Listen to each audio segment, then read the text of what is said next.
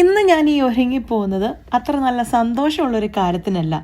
അപ്പം നിങ്ങൾ ചിന്തിക്കും എന്തോ വന്നല്ലേ, വേറൊന്നുമല്ല കേട്ടോ, ഒരു ഫെയർവെൽ പാർട്ടി. ഞങ്ങളുടെ ഡിപ്പാർട്ട്മെന്റിൽ ഞങ്ങളുടെ ICUവിൽ ജെസ്സി എന്ന് പറഞ്ഞ ചേച്ചിയുടെ ലാസ്റ്റ് വർക്കിംഗ് ഡേ, ചേച്ചിയുടെ ഫെയർവെൽ പാർട്ടി എന്ന്.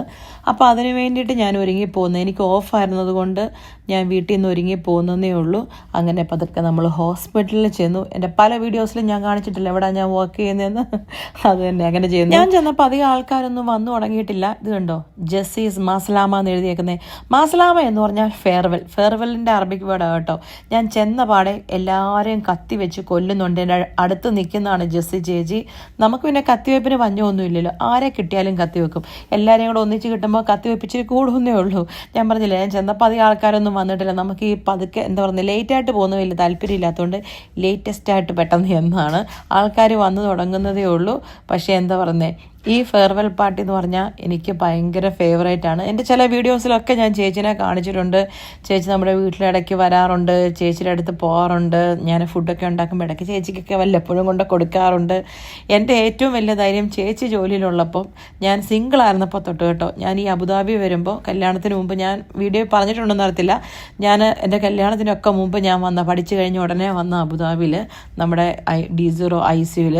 അവിടെ വന്നപ്പോൾ തൊട്ട് ചേച്ചി അവിടെ ഉണ്ട്. ചേച്ചിക്ക് ശരിക്കും പറഞ്ഞാൽ ഒരു ചേച്ചിയെക്കാളും ഒരമ്മയുടെ കരുതൽ, ആ സ്നേഹം അങ്ങനെ ആയിരുന്നു എന്നോട്. ഞാൻ എന്ന് പറഞ്ഞാൽ ചേച്ചിക്ക് ഭയങ്കര കാര്യമാണ്. എനിക്ക് ബ്രേക്ക്ഫാസ്റ്റ് ഉണ്ടാക്കിക്കൊണ്ടുവരും, ലഞ്ച് ഉണ്ടാക്കിക്കൊണ്ടുവരും. അന്ന് ഞാൻ സിംഗിൾ ആയിരുന്നല്ലോ, അപ്പോൾ നമ്മൾ കുക്ക് ചെയ്യാനൊക്കെ മടിയല്ലേ. പക്ഷേ ചേച്ചി എന്നെ അതുപോലെ കെയർ ചെയ്തിട്ടുണ്ട്. ആ ഒരു കെയറിങ് അന്ന് തൊട്ട് ഇന്ന് വരെ, ചേച്ചി പോകുന്ന ലാസ്റ്റ് മൊമെൻ്റ് വരെ ചേച്ചിക്കൊണ്ടുവന്നത് എന്നോട് മാത്രമല്ല കേട്ടോ, എല്ലാവരോടും. അങ്ങനെ അവസാനം ചേച്ചിയുടെ സ്പീച്ചാണ് ചേച്ചി ഭയങ്കരമായിട്ട് ഇമോഷണലായി. ചേച്ചി കരഞ്ഞു. അത് കേട്ട് ബാക്കി എല്ലാവരും കരഞ്ഞു. ചേച്ചി, എനിക്ക് തോന്നുന്നു ചേച്ചിയുടെ ഒരു ഫെയർവെൽ പാർട്ടിക്കാന്ന് തോന്നുന്നു ഇത്രയും ആൾക്കാർ ഒരുപോലെ കരഞ്ഞൊരു ഫെയർവെൽ പാർട്ടി. ഞാൻ പറഞ്ഞില്ലേ, 30 വർഷമായിട്ട് ഞങ്ങൾ ICU വർക്ക് ചെയ്യുന്നത് ചേച്ചി. ശരിക്കും പറഞ്ഞാൽ ചേച്ചി എല്ലാവരെയും, ചേച്ചിയുടെ ഈ ഒരു ഫെയർവെൽ പാർട്ടി ഞാനൊരു വീഡിയോ ആയിട്ട് മാത്രം ഇടാൻ കാരണം ഞാൻ പറഞ്ഞില്ല, അത്രയും ക്ലോസ് ടു മൈ ഹാർട്ട്. എൻ്റെ മാത്രമല്ല, എനിക്ക് ശരിക്കും ഒത്തിരി ഫേവറേറ്റ് ഒരു ചേച്ചിയായിരുന്നു. ഞാൻ ഇപ്പോഴും ജോലിക്ക് പോകുമ്പോൾ ഞാൻ ആദ്യം ഡ്യൂട്ടി, ഞങ്ങൾക്ക് രാവിലെ മോർണിംഗ് ഞങ്ങൾക്ക് വാട്സപ്പിൽ ഞങ്ങളുടെ ഡ്യൂട്ടി റോട്ട വരും, അന്നത്തെ അലോക്കേഷൻ വരും. ഞാൻ ചേച്ചി ഉണ്ടോ എന്ന് നോക്കും. ചേച്ചി ഉണ്ടെങ്കിൽ ഫുഡൊന്നും കൊണ്ടുപോകണ്ട, ചേച്ചി എനിക്കുള്ള ഫുഡൊക്കെ കൊണ്ടുവരും. അത്രയും ധൈര്യമായിരുന്നു നമുക്ക്. ധൈര്യമായിട്ട് ചേച്ചിയുടെ എന്താ പറയുക, പാത്രത്തിൽ കൈയിട്ട് വാരി കഴിക്കാം. അത്രയ്ക്ക് നല്ലൊരു ചേച്ചി. എല്ലാവരോടും ഒരുപോലെ. ഞാൻ എപ്പോഴും ഓർക്കും, എന്താ പറയുന്നത്, ചിലർ പറയല്ലേ, നമ്മൾ ഇന്ന പ്രൊഫഷന് വേണ്ടി ജനിച്ചവരാണ് എന്ന് പറഞ്ഞ പോലെ നേഴ്സിങ്ങിന് വേണ്ടിയിട്ട് ജനിച്ചൊരു ആളായിരുന്നു ചേച്ചി കേട്ടോ. അതുപോലെ പ്രൊഫഷനെ കാണുന്ന ഒരാളോട് പോലും ദേഷ്യപ്പെടാതെ എല്ലാവരെയും സ്നേഹിച്ച്, അങ്ങനെ. ഇത് നമ്മൾ ചേച്ചിക്ക് വേണ്ടിയിട്ട് വാങ്ങിച്ച ഗിഫ്റ്റാണ് ഈ ഒരു ചെയിൻ. നല്ല ഭംഗിയില്ല, നിങ്ങൾക്ക് ഇഷ്ടപ്പെട്ടോ ഈ ഒരു ചെയിൻ? ഇതാണ് ഞങ്ങളുടെ ചെറിയൊരു സ്നേഹ ഉപഹാരം ചേച്ചിക്ക്. അങ്ങനെ കണ്ടോ, ചേച്ചി ഭയങ്കരമായിട്ട് സങ്കടപ്പെട്ട് നിൽക്കുവാണ്, പാവം എൻ്റെ ജെസ്സി ചേച്ചി. എൻ്റെ വീഡിയോയിലൊക്കെ ഞാൻ കാണിച്ചിട്ടുണ്ട്. ചേച്ചി അപ്പം നിർത്തി നാട്ടിലോട്ട് പോവാണ്. ഞാൻ ഈ വീഡിയോ ചെയ്യുമ്പോൾ ചേച്ചി ഓൾറെഡി നാട്ടിലുണ്ടാവും. നാട്ടിലിരുന്നാണ് ഈ വീഡിയോ ചേച്ചി മിക്കവാറും കാണുന്നതിന് എനിക്ക് ഉറപ്പുണ്ട്. അങ്ങനെ ചേച്ചിയുടെ ഫെയർവെൽ പാർട്ടി എല്ലാം കഴിഞ്ഞ്, ഞാൻ എല്ലാവരെയും ഒന്നും കാണിക്കുന്നില്ല കേട്ടോ. ഞങ്ങളുടെ all ICU more than 100 staff, 100 അല്ല 125 സ്റ്റാഫുണ്ട്.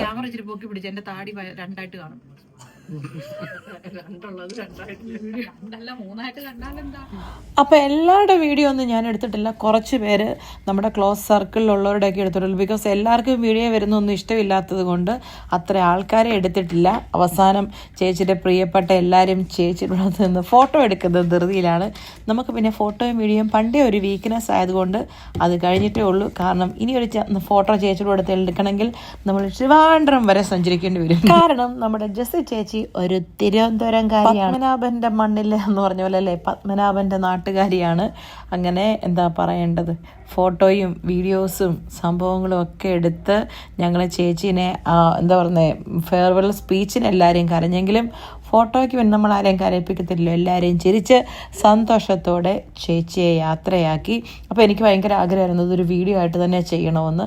അങ്ങനെ ഒരു വീഡിയോ ആയിട്ട് ചെയ്ത കേട്ടോ. ഇതൊരു വീഡിയോ കണ്ടന്റ് ആണോ എന്ന് ചോദിച്ചാൽ എൻ്റെ എല്ലാ കണ്ടന്റ് പോലെ ഇതുവരെ കണ്ടന്റായിട്ട് നിങ്ങൾ സ്വീകരിച്ചേ പറ്റുള്ളൂ. അങ്ങനെ ഞാൻ പിന്നെ ഹോസ്പിറ്റലിൽ നിന്ന് ഇറങ്ങി. ഞാൻ പോകുന്ന വഴിക്കെല്ലാം ചിന്തിച്ചതേ, ചേച്ചി 30 വർഷം ICUലുണ്ടായിരുന്നത് എന്ത് പെട്ടെന്നല്ലേ വർഷങ്ങൾ കടന്നു പോകുന്നത്. എൻ്റെയൊക്കെ ഫെയർവെൽ ആകുമ്പോൾ ആരൊക്കെ ഉണ്ടാവുമോ? ഇതുപോലെ കരച്ചിലൊന്നും ആയിരിക്കില്ല, മിക്കവാറും അതുങ്ങൾ പടക്കം പൊട്ടിക്കും. ചേച്ചി കരുതലിൻ്റെ കാവൽമാലാഹയായിരുന്നെങ്കിൽ ഞാൻ ഒനിഡ TVയിലെ കുട്ടിച്ചെകുത്താനാണ്. അതാണ് വ്യത്യാസം. അപ്പോൾ ഇത്രയും ഇന്നത്തെ വീഡിയോ ഉള്ളൂ. അപ്പം ശരി, എന്നാൽ പോയേച്ചും വരാം.